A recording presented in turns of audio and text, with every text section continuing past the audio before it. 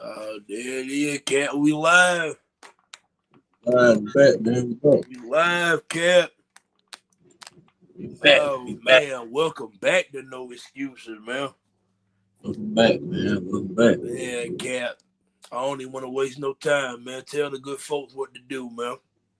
Man, like, comment, share, subscribe. Hit the post notifications so you know when we post. Man, go follow the No Excuses page on Facebook, man.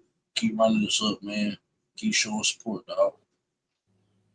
So last week, on last week episode, man, if I'm not mistaken, the Western Conference Finals had played game one last Tuesday night, and the Thunder went up 1-0. And we did our Eastern Conference predictions. The Eastern Conference Finals. They game one was last Wednesday night. Yeah. And you took the Knicks in 7. I took the Pacers in 7. Because I remember taking the Pacers because I wanted to be wrong, hoping the Knicks would win. But I picked the Pacers, right? Yeah. So fast forward a week from now, both series is 3-1. It's 3-1 Oklahoma City and it's 3-1 Indiana. We are all but pretty much, barring catastrophe, looking like we're gonna get a Thunder and Indiana Pacers finals. If that's what it be, we what we'll be talking about on next week's episode. But for now, man, I do want to talk about both of these series being 3-1. So I'm gonna ask a simple question, man, with Minnesota and New York both being down 3-1. First, I want to make it two parts. First, I want to ask you, why do you think both of these teams are down 3-1, and who do you give the better chance to make the 3-1 comeback? So for the Timberwolves, I just simply think they don't have enough depth to keep up with the Thunder. I just think the Thunder just got strength in numbers. You got to have a 12-man rotation to be able to even compete with them. I think Ant-Man hasn't played up far like he's supposed to. Like Randall, you got as much as you could out of Randall. Randall had probably the best playoff run he ever had. So I mean, if he don't give you nothing else, he gave you all the compete. You know what I'm saying? I think Rudy Gobert. I think, like I said, we're coming into this series with the Thunder and the Timberwolves. I knew Rudy Gobert was gonna be couldn't play him. He's unplayable player in the series. You see it night in and night out. You know what I'm saying?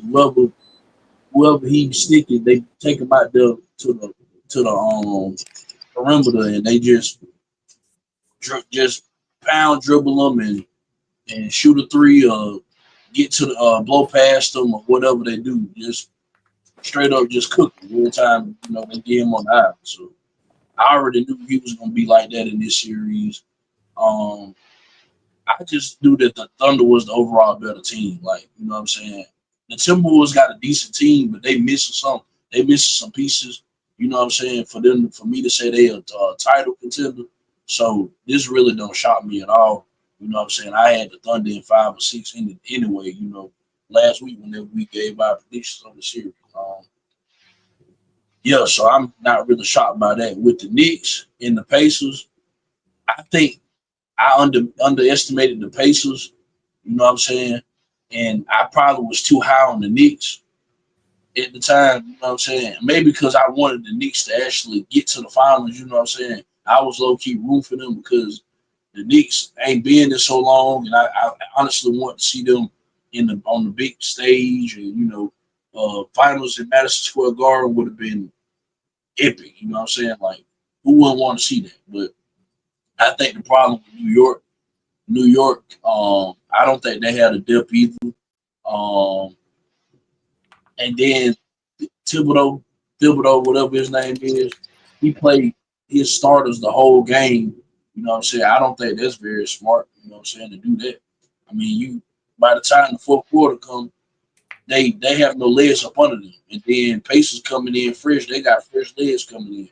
So I mean, you dead from that point there. It's like you ain't got no other depth that you can, change in and change out. You running with the same players the whole game. You know what I'm saying? So I can't be mad Brunson have a fourth quarter, letdown because he didn't did everything up until this point. He already gave you 30 points, you know what I'm saying, to 3 quarters. So when the fourth quarter get here, it's like, you know what I'm saying, he ain't got no more legs up on him. You seen that the other night when they went in overtime with him in the first game. He had no more legs up on him. He gave you all he could give you. I think he scored 40 points.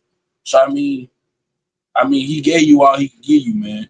But the Knicks, for them to even beat it I'm proud of the Knicks for actually making it this far because I didn't see the Knicks making it this far anyway. So I think they exceeded their expectations like tremendously. So if they don't win it, if they don't make a comeback, if it's all over, you know what I'm saying, they had a good season, man. You know what I'm saying?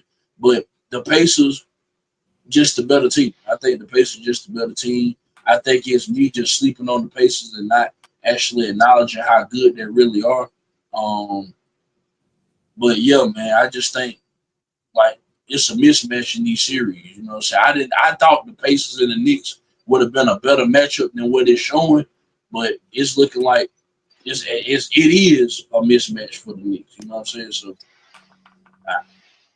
I'm shocked that it looked this bad. I thought it was gonna be like I said, a 6 or 7 game series, but man, the Pacers just a better team, man. They're just a better team. They're just a better team. Better coach team. What's that? Carlisle. He coaches circles around Tom Thibodeau. It's everything, man. Like they're just a better team. I gotta give a. I gotta. When I gotta eat crow, I gotta eat crow, man. The Pacers is better than what I thought they were. Um,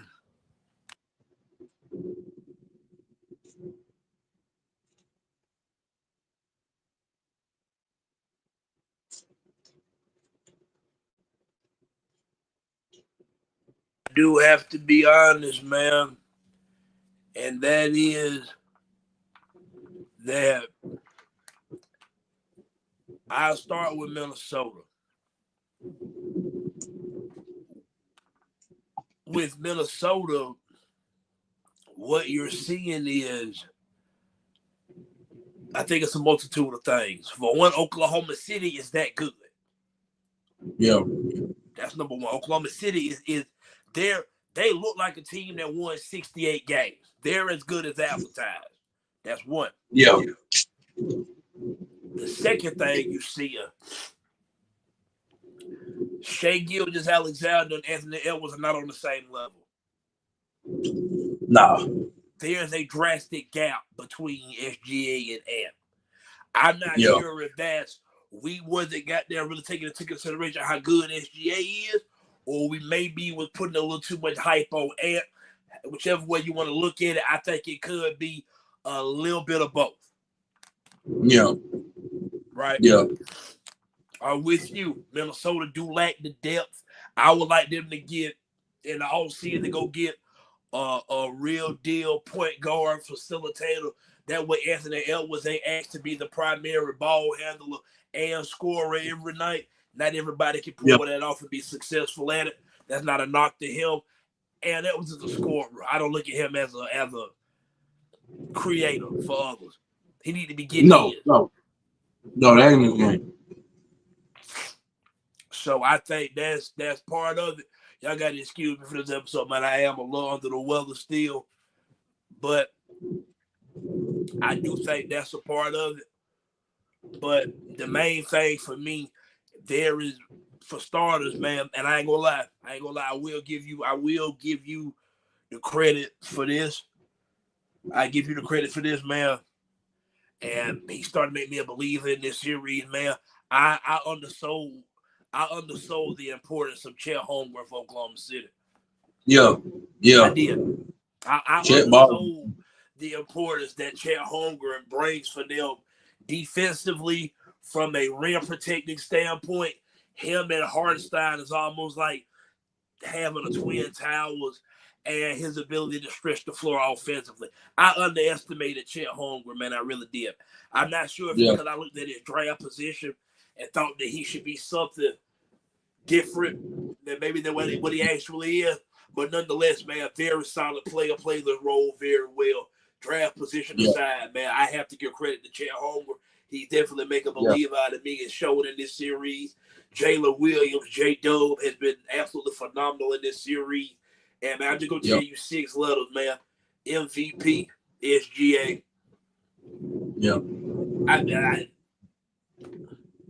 I really don't know where else you can go from MVP, SGA.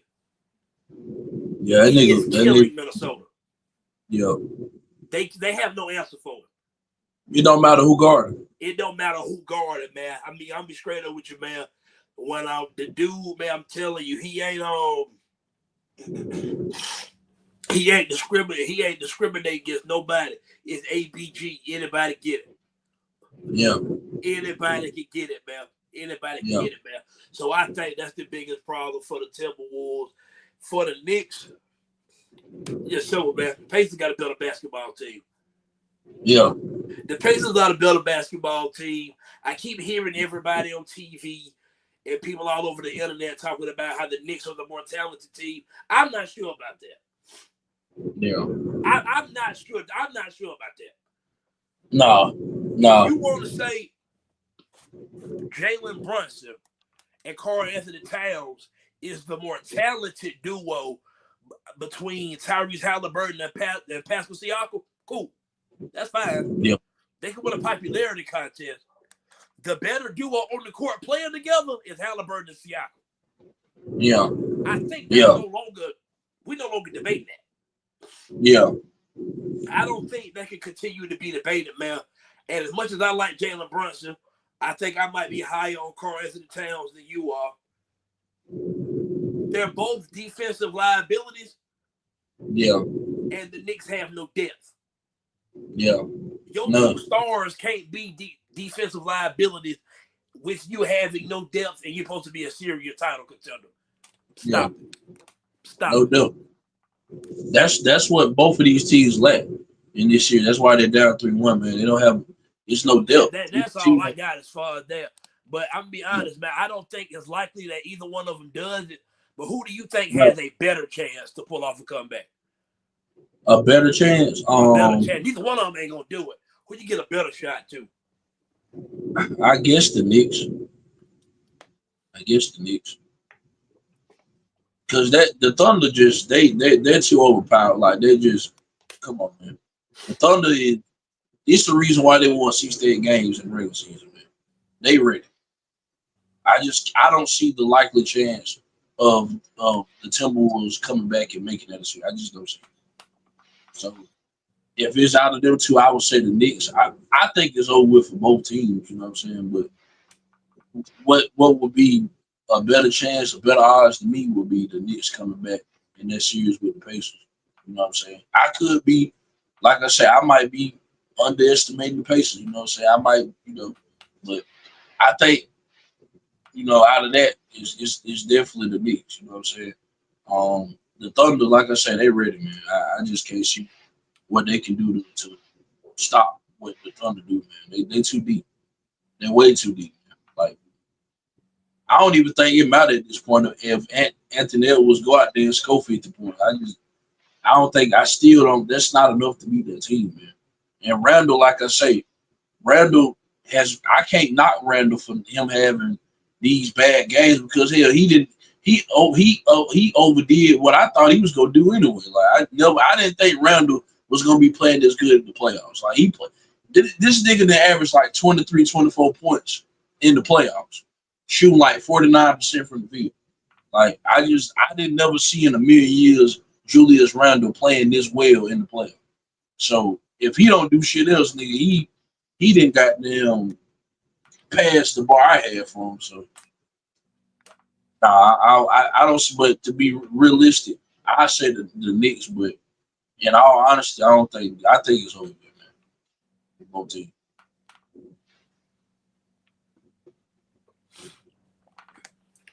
If I got to pick somebody to give a better chance to, I would agree it's going to be the Knicks. And my only reason for saying the Knicks is because hypothetically, if there were a game 7, the Knicks would get the game 7 at home. The Timberwolves would have to go on the road. So Minnesota got to beat Oklahoma City twice in Oklahoma City. Not gonna happen to win this series. It's just not gonna happen. No. So I think the odds are more likely for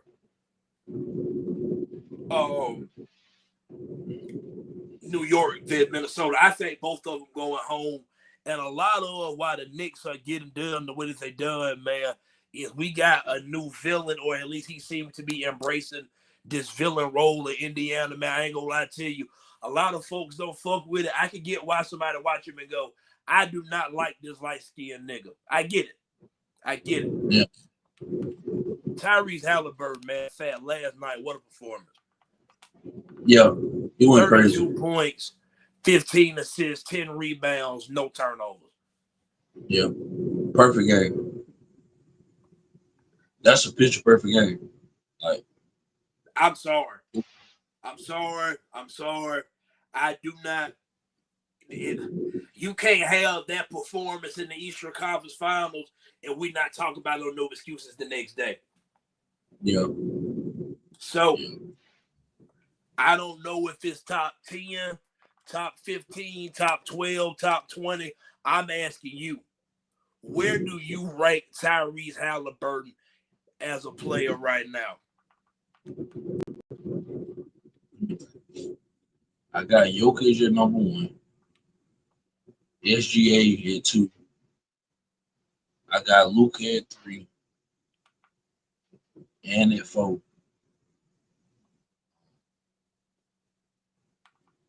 Pretty sure some I can't just think off the top of my head.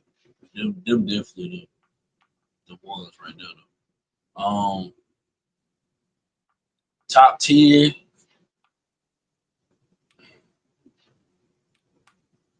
If he ain't top 10, he top 15. You know what I'm saying? If he not top 10, he top 15. You know what I'm saying? Or top, yeah. Top 10, I don't know if I can. Top 10. I don't know, man. Tyrese Haliburton is nice though. He better than what people think he is. Like he like I said, he over exceeding what I think of. You know what I'm saying? So, and I think he a good player. You know what I'm saying? But I didn't in the beginning. I didn't think he was like, you know what I'm saying, gonna be able to do this and like actually get his team one game away from the finals. Like I didn't think he was that good. You know what I'm saying? But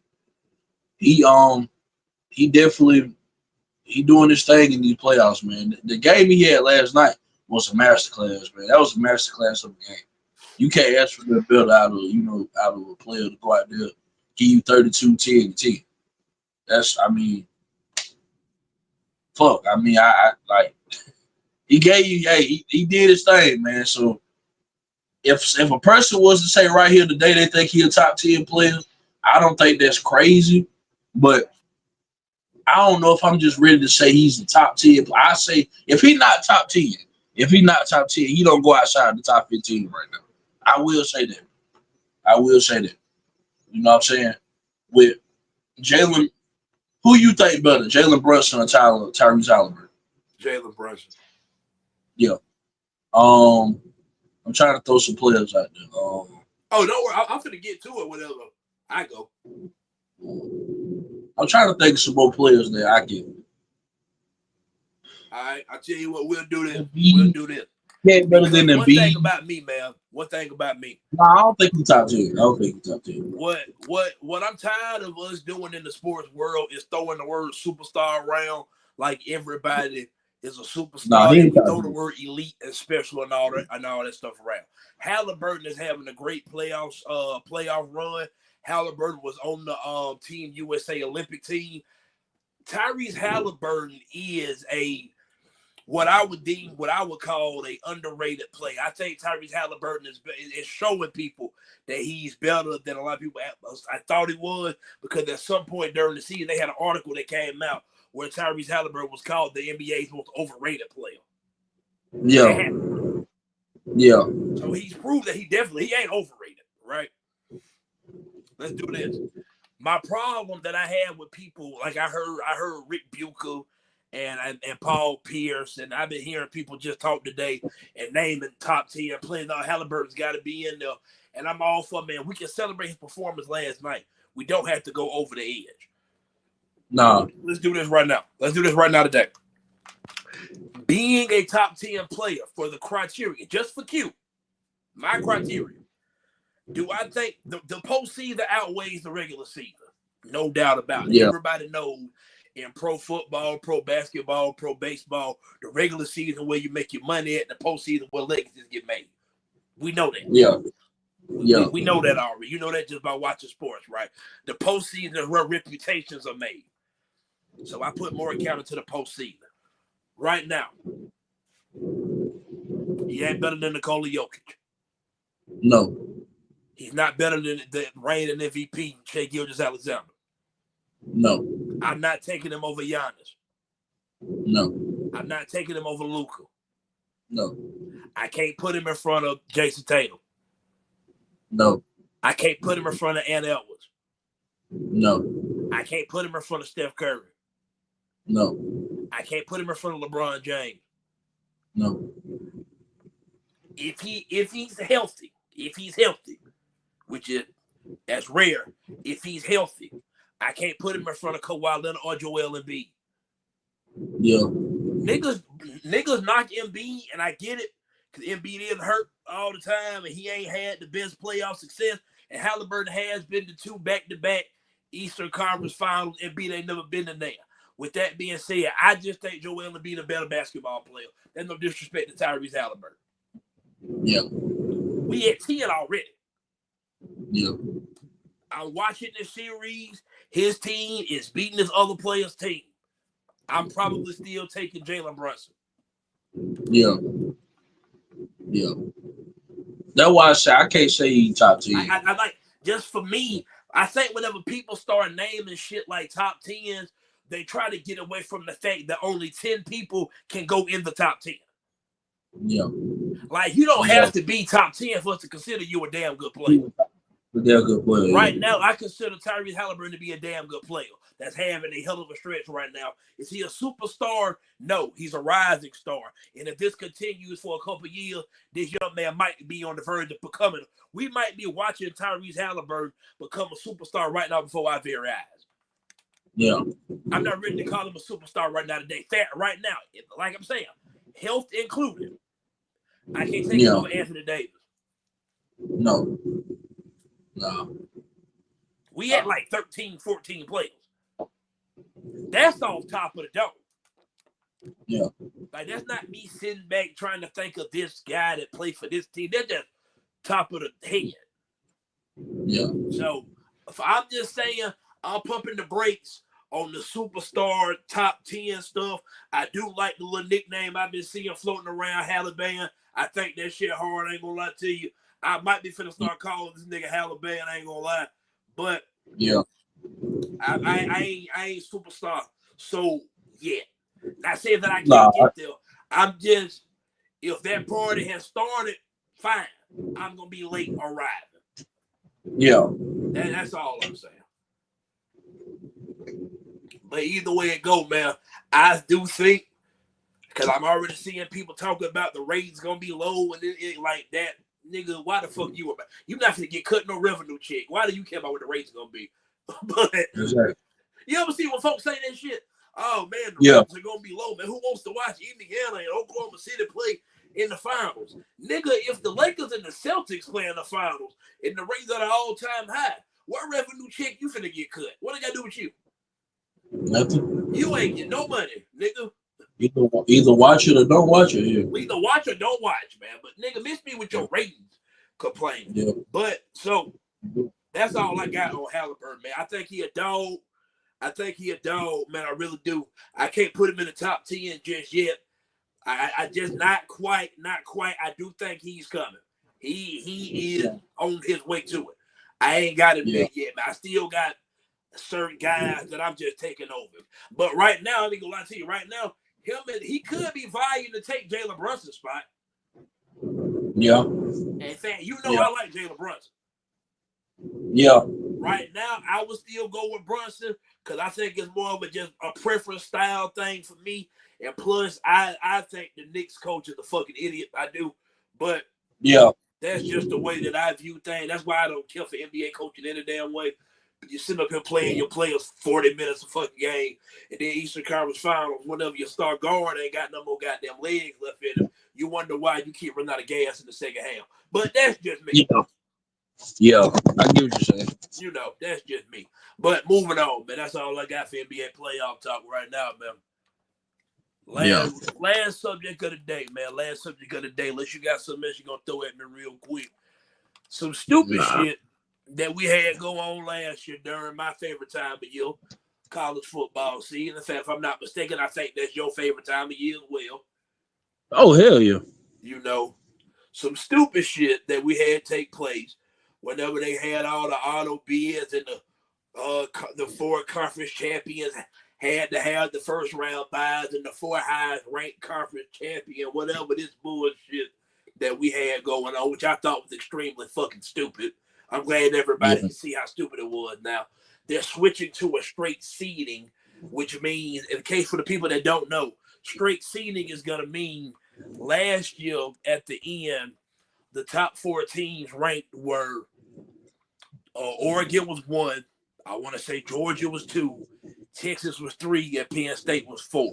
Coincidentally, those are the same 4 teams that played in the Big Ten and SEC championship games. It just happened to fall that way.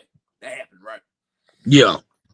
So with that, but the way that the rankings in the playoff went was Oregon had a bye.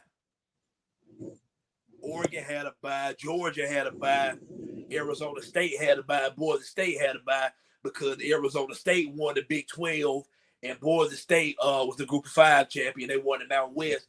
So therefore, they were able to receive bye weeks because they were the conference champion and they qualified to be in the playoff. So they got an automatic bye strictly for that reason. So now we're not going to have that bullshit no more. Yeah. Good. Right. So what's your overall thoughts on that? Because if you had this model last year, that playoff looks a lot different. I think Ohio State wins it all anyway because I think they was the best team in the country. But it just looks different. That's all I'm saying. I think the outcome is going to be the same.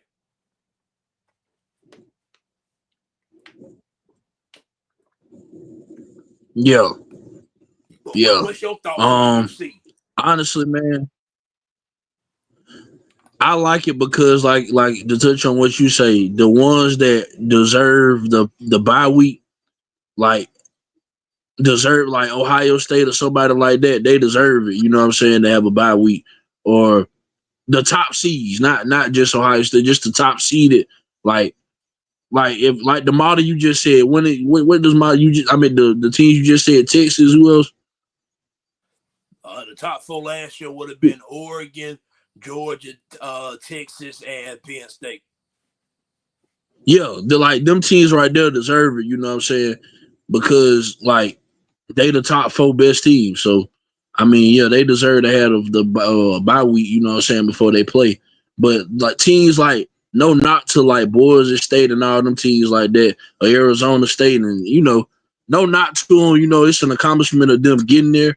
But come on, man, they shouldn't have a bye week. Like them niggas need to be playing, man. Like it's just it don't make sense to me because what's the reason of it? What's the point of it? You know what I'm saying? Like, nigga, y'all already fighting to be in this playoff. Like, it's 12 teams in this motherfucker. Y'all like the 8th or 9th seed in the playoffs. So it's like a 10th or 11th seed in the playoffs. So it's like you fighting to get here. Like, to be honest, you probably not really a contender for a title contender for real. Because like I say, 12 teams to me is too much. It's too many teams in the playoffs anyway. I just think it is. Me personally, I think an 18 playoffs is good. But like I say, it's going to expand. It ain't up to me, you know what I'm saying? But I just don't think it's 12 teams every year that's title contenders. I don't see 12 teams that's title contenders, man. I just don't. Fact, maybe 4 or 5 of them, but 12 title contenders is just not realistic. You know what I'm saying? That's not how sports work. It's not how sports work. It's like the NBA. There are 14 playoff teams. 16 playoff teams that start the postseason. There are not 16 teams that can win an NBA championship. Just because you make the playoffs does not make you a title contender. In the NFL, there are 14 teams that make the NFL playoffs literally every year. There are 30 teams. You said what now? Of 30 is 15. So when 14 teams make the playoffs, literally half the league make the postseason. I'm here to tell you right now, literally half the league are not title contenders. They're not.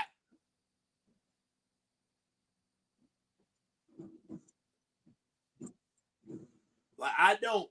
Man, it's messing up. Well, you heard me, Q? What's that? I didn't hear you. What's that?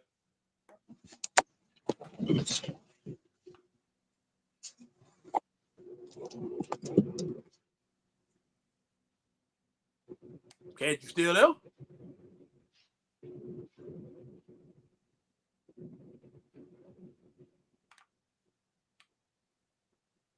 Something going on with the connection. Hold up. It keep going in, the connection going in and out. Like I'm hearing you, but it's going in and out. Hold up. You heard me? Yo, hold up.